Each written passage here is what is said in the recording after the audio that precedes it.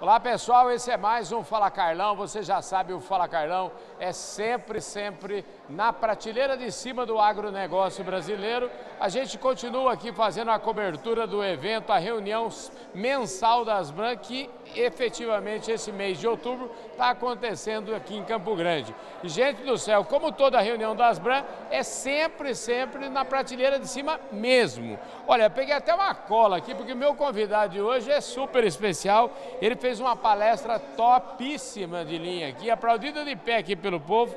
Eu estou falando do professor, o Dr. Manuel Cláudio Mota Macedo. Olha só, gente, ele é engenheiro agrônomo, claro, formado lá na Exalc, no distante ano de 1972, então, portanto, tem uma larguíssima experiência.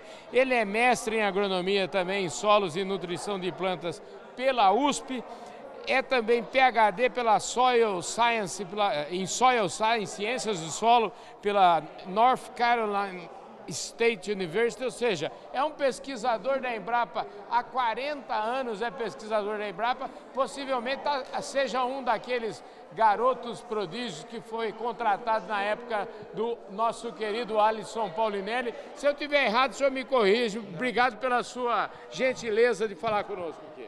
É muito prazer em estar com você e realmente fomos contratados na época do professor Alisson Paulinelli. Olha só que maravilha. Estive com ele pessoalmente na inauguração do centro da Embrapa. Eu não comecei aqui na Embrapa Gado de Corte, comecei na Embrapa Mandioca e Fruticultura na época e estivemos juntos na fundação do centro.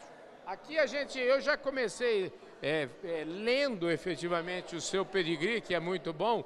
Eu queria que o senhor falasse um pouquinho aí, resume um pouquinho por onde o senhor trabalhou aí, desde essa época aí que o senhor foi contratado pela Embrapa. Bom, eu comecei a minha carreira no Instituto Agronômico de Campinas. Né? Posteriormente fui contratado pela Embrapa para ajudar a começar o Centro Nacional de Mandioca e Fruticultura na Bahia e depois eu vim para Campo Grande. Entendi. Então, nesse meio tempo eu estive nos Estados Unidos quase 5 anos e depois eu vim para Campo Grande. Estou em Campo Grande desde 1983, pois é, trabalhando com pastagens. E estar em Campo Grande é falar de pecuária, né? Sim. Eu sou de uma época que eu pegava e descia aqui para esse lado de Pedro Juan Cabaleiro, Dourados, que hoje é pura agricultura, mas eu sou da época que ainda tinha uma graminha Mato Grosso aí, tinha umas vaquinhas Nelore lá, né, rapaz? Exatamente. O estado mudou bastante. Muito. E aí, o tema da palestra, da charla, da conversa que o professor teve aqui hoje, foi justamente isso, pastagens degradadas. Esse termo, eu tive na COP27 o ano passado no Egito, vou participar de novo da COP esse ano. É tudo que o povo vem falando, está cheio de gente falando que essa é a solução da nossa pecuária. Como é que o senhor enxerga esse problema, do ponto de vista macro? Bom, esse problema é um problema que vem sendo, vamos dizer assim, discutido, demandado aí, já há mais de 10 anos, 15 anos, né? Nós começamos a tratar desse assunto, né, junto com o meu colega Zimmer aqui, que nos deixou o ano passado, desde 1984, 85, né, usando diferentes alternativas, propondo diferentes métodos, processos para se tentar resolver o problema, né? Seguramente é o maior problema da pecuária brasileira, é o tema da degradação dos pastagens. Felizmente nós tivemos uma melhora do problema. De 2010 para cá até 2018, quando foi feita uma análise do impacto das políticas públicas que foram proporcionadas, principalmente com o programa ABC, Agricultura de Baixo Carbono, nós tivemos uma retração da área de pastagem degradada, tivemos uma melhora, mas ainda estamos longe da situação ideal. Agora, sempre que eu vejo a palavra problema, todo problema tem sempre embutido nele uma grande oportunidade, né? E o programa Fala Carlão prefere sempre falar das coisas positivas e como que a gente... essa oportunidade, ela de fato existe ou nós estamos muito supervalorizando ela? Não, você tem razão, pelo seguinte, olha, diante do problema de degradação de pastagem, nós tivemos um avanço considerável da integração lavoura-pecuária, né? Que é uma das alternativas. Lógico que é uma alternativa um pouco mais rebuscada, né? Mais complexa, né? Porque demanda mais tecnologia, mais investimento e tal, mas nós tivemos um avanço considerável, tanto pelo próprio proprietário, como pelos sistemas de arrendamento, parceria que nós tivemos. Isso trouxe um alívio, né? Isso aumentou a produtividade no campo, a produtividade de grãos, porque o que se prevê, qual é a hipótese de trabalho que se tem quando se fala em integração, por exemplo, lavoura-pecuária? O que um ajuda o outro? Então, a lavoura proporciona uma melhora considerável da questão da fertilidade dos solos, que estão muito baixas nas áreas degradadas, né? E as pastagens proporcionam uma melhoria das propriedades físicas, né? Melhoria, inclusive, melhora os teores de carbono, né? De matéria orgânica do solo, né? Melhora a infiltração de água no solo, né? E melhora e ajuda, no todo, consegue melhorar, inclusive, as propriedades biológicas do solo, entendeu? O índice de qualidade, vamos dizer assim, a qualidade do solo. Então, tudo isso somado tem... Então, é realmente como você disse, diante de um problema, tivemos essa oportunidade. Agora nós estamos passando por uma segunda etapa desse desafio, né? Que nós vamos agora entrar para valer nas áreas marginais. Que esse problema foi deixado para depois, principalmente os solos arenosos, o grande bolsão do Mato Grosso do Sul, onde nós estamos tendo um avanço considerável, por exemplo, da floresta, que é uma alternativa, né? A floresta também pode ajudar? Pode, né? Existem algumas limitações, mas também pode ajudar também na recuperação de pastagens, né? Sistemas integrados silvopastoris também são passíveis, né? E possíveis para se aliviar o problema, né? E vamos passar agora para uma etapa 2 desse programa ABC, que é o programa ABC+, né? Lógico que existem ainda algumas restrições de crédito, né? O crédito rural, o crédito agrícola sempre tem algumas exigências, sim, claro, né? Mas nós iremos avançar mais um pouco. Olha, eu vi, outro dia até, num desses domingos aqui, eu entrevistei o pessoal lá da Fazenda Santa Virgínia, e é um exemplo, assim, super bonito de como a integração pode ser transformadora e como isso pode colaborar. Agora, o senhor falou um detalhe ali que acho que o senhor tocou en passant, eu diria assim, numa grande ferida, né? E eu acho que é uma grande ferida de todas as atividades humanas, né? A gente precisa saber efetivamente aquilo que a gente quer da nossa vida, né? E o senhor falou assim, qual é o pecuarista que vai ficar na atividade? Eu acho que já está começando. Essa pergunta é uma pergunta que os pecuaristas, os agricultores, enfim, a gente precisa fazer sempre. O senhor trouxe uma indagação. O que o senhor pensa desse tema? Porque a gente sabe que cada vez mais a agricultura é um negócio primeiro, é um negócio de risco, é um assunto que exige uma robustez de capital e quem não aceita mais desaforo, né? E a pecuária também, mas não. Desculpa, quando eu falei agricultura, mas na verdade eu quis dizer a agropecuária, né, de uma forma geral. Exatamente. Então, é lógico que, como foi demonstrado aí na minha apresentação, quer dizer, os sistemas extensivos, clássicos, com produtividades aí de 6 arrobas, 8 arrobas por hectare, em sistemas de recria, né?